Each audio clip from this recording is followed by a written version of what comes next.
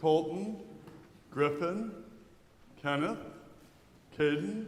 Thank you, Caden. You're a different colored clothes there. Step up there so everybody can see how handsome you look. Say up, up, up, all the way up. All the way up. Look at this, matchy match on the floor, but they're all wearing blue. Spin around so everybody can see how handsome you look. Give them a wonderful round of applause. What an exciting day. You guys can head back to your seats. Doesn't it seem just like yesterday you found out you were having quadruplets, right? Very exciting, right? Can you imagine like the chaos that happens when you find out you're having quadruplets, yes? Yes? It's pretty exciting, isn't it, right? Pretty exciting, yes? Can you imagine the chaos when you get that news? How do you sit there and keep a straight face, right? Peace is not found in the absence of a storm.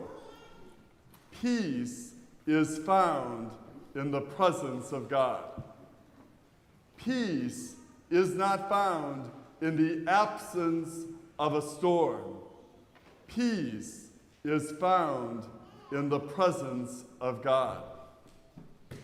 Peace is not found in the absence of a storm or that chaotic moment, is it?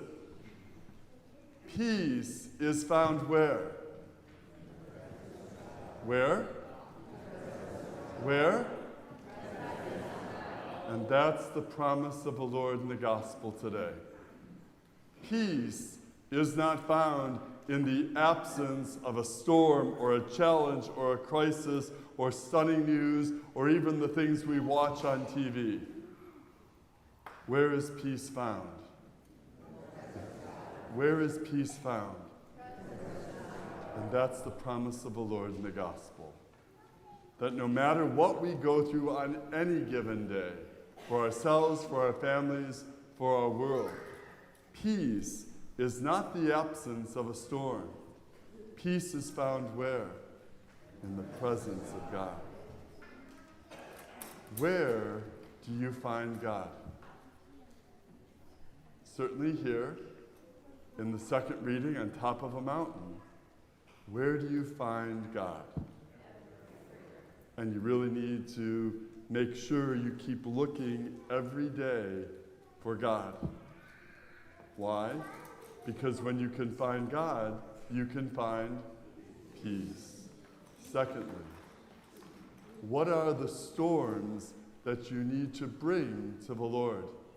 Not just your personal storms, but honestly, look at the things that we've seen even across our country this past week.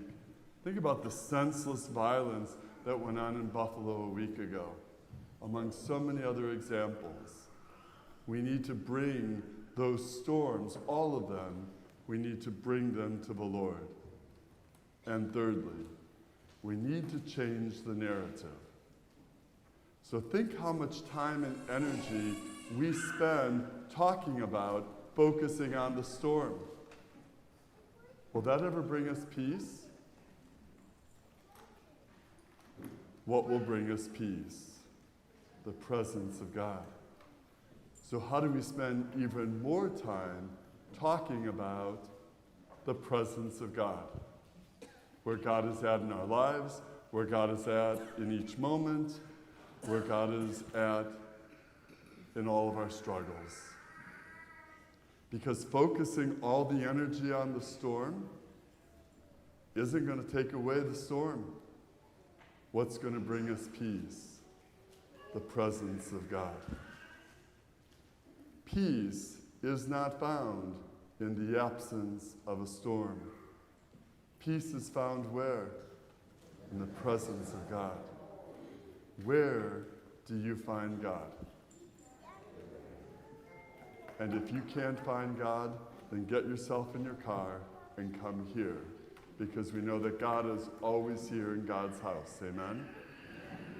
What are the storms then that you need to give to God? And we need to change the conversations. Not to deny the storms, but to make sure that our conversations about God, present, active, working in our lives and the lives of the people that you're with, are far greater than the conversation about the storm itself. Why? Because peace is not found in the absence of a storm. Peace is found where? Presence of God.